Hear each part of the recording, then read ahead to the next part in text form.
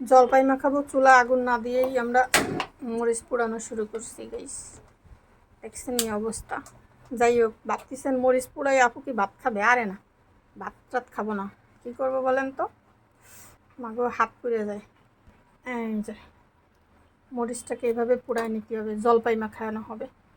এ মাগো হাত পুড়ে যায়। শুকনো মরিচ আর বিট লবণ দিয়ে আমরা মাখাইতেছি।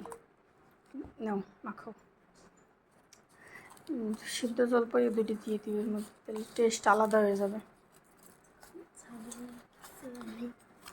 ছালে কি ঝালে শক্তই হুম শক্তি সব একজনকে জলপা মাখাইতে নাকি শক্তি সব প্রয়োগ করা লাগবে।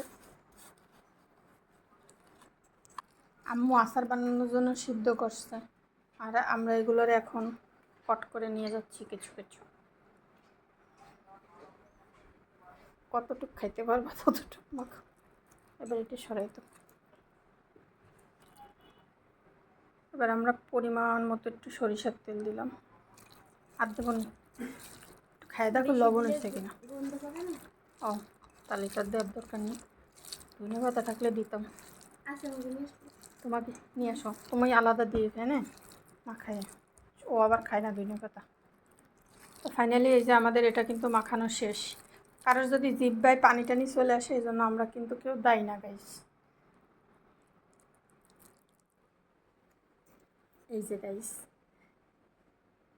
কারোর যদি গালে পানি আসে আমার কোনো দোষ টোষ নেই, আমি নির্দোষ।